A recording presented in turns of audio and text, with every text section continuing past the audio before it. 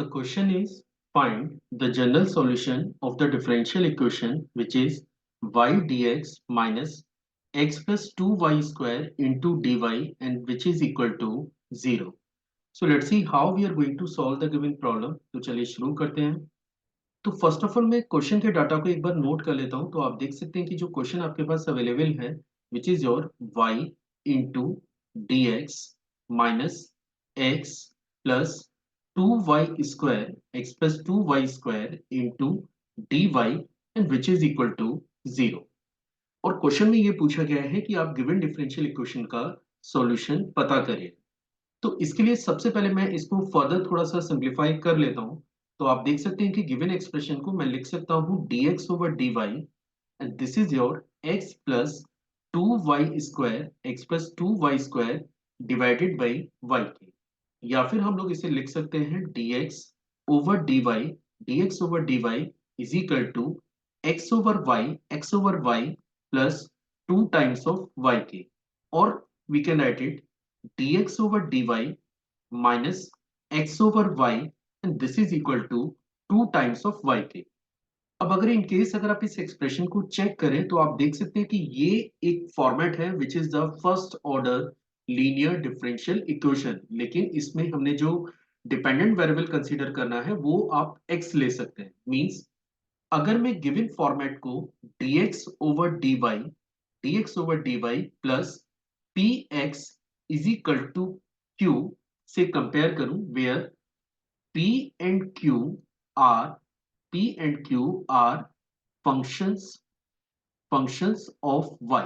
जहां पे p और q आपके पास y के फंक्शन है. तो आप देख सकते हैं कि यहाँ पे p की वैल्यू आपको मिलेगी दैट इज माइनस 1/y और q की अगर अपन बात करें तो q आपके पास है 2 टाइम्स ऑफ y के.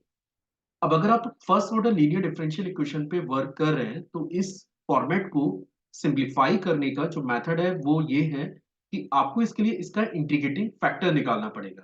क्योंकि हमने इंडिपेंडेंट वेरिएबल को y से कंसीडर किया हुआ है तो इसका जो इंटीग्रेटिंग फैक्टर है ये आपके पास होगा if is your E raise to the power integral that is p into D Y के. ठीक है.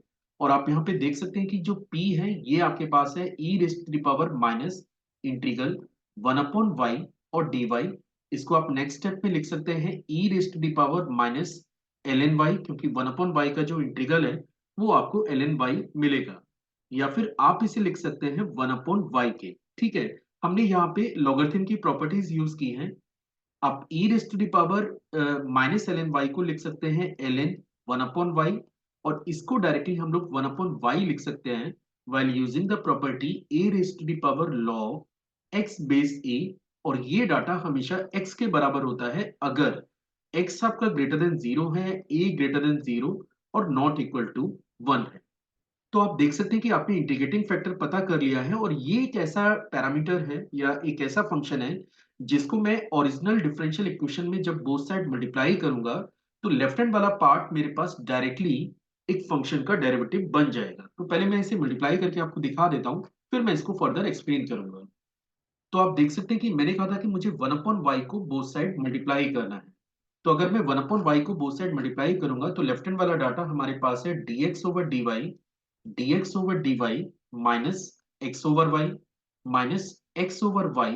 और राइट साइड में जो डाटा है क्योंकि मुझे 1/y से मल्टीप्लाई करना है तो ये बनेगा 1/y into 2 times of y के. तो इन द नेक्स्ट स्टेप आप इजीली चेक कर सकते हैं कि ये जो लेफ्ट हैंड वाला एक्सप्रेशन है आप इसे लिख सकते हैं d of dy of x over y. और राइट साइड में इन केस अगर आप चेक करेंगे तो यहाँ पे ये y से y आपका कैंसिल हो रहा है जो कि सिंपली आपके पास 2 डाटा लेफ्ट आउट रहेगा. अब देखिए इन केस अगर मैं x ओवर y को y के रिस्पेक्ट में डिफरेंशिएट करूंगा तो आप इजीली चेक कर सकते हैं कि डिफरेंशिएट करने पे आपको यही फंक्शन मिलने जा रहा है. चलिए मैं रफली आपको एक बार इसे डिफरेंशिएट करके दिखा देता हूं और आपको इस एंटायर एक्सप्रेशन को डिफरेंशिएट करते वक्त ये ध्यान रखना है कि आपका जो इंडिपेंडेंट वेरिएबल है वो y है. चलिए स्टार्ट करते हैं. सबसे पहले मैंने x को एज सच रखा. अगर मैं dy dy of x over y निकाल रहा हूं तो मैं इसको लिख सकता हूं dy dy of x into 1/y. तो x मेरे पास फर्स्ट फंक्शन है और 1/y मेरे पास सेकंड फंक्शन है. तो पहला वाला फंक्शन एज सच फिर 1 अपॉन वाई को आपको डिफरेंशिएट करना पड़ेगा और इसका डेरिवेटिव आपको मिलेगा माइनस के 1 अपॉन वाई स्क्वायर। इसके बाद 1 अपॉन वाई एज सच रहेगा। फिर आपको x को y के रिस्पेक्ट में डिफरेंशिएट करें जो कि बनता है dx ओवर dy। या फिर आप इसे लिख सकते हैं dx over dy into 1 upon Y minus X over Y square. तो आप देख सकते हैं कि ये जो डाटा है ये एग्जैक्टली वही डाटा लिखा हुआ है जो कि डेरिवेटिव है dy dy, that is actually d of dy of x over y, जो कि मैंने यहाँ पे लिख के भी रखा हुआ है। चलिए अब इस एक्सप्रेशन को बोथ साइड इंटीग्रेट कर लेते हैं। इनकेस अगर मैं इसे y के रिस्पेक्ट में इंटीग्रेट करूंगा तो ये बनेगा d of dy, that is x over y into dy, and that is your 2 integral dy plus constant। यहाँ पे आप देख सकते हैं कि पहले आप फंक्शन को y के रेस्पेक्ट में डिफरेंशिएट करें, देन आफ्टर आप उसको इंटीग्रेट करें तो again you are getting the same function. तो लेफ्ट साइड में सिंपली आपको मिलेगा x ओवर y और राइट साइड में इसको लिख सकते हैं 2y प्लस कांस्टेंट। या फिर आप चाहें तो इसमें y से मल्टीप्लाई कर लें और जैसे आप इसे y से मल्टीप्लाई करेंगे तो ये एक्सप्रेशन बनेगा x is your 2y square plus c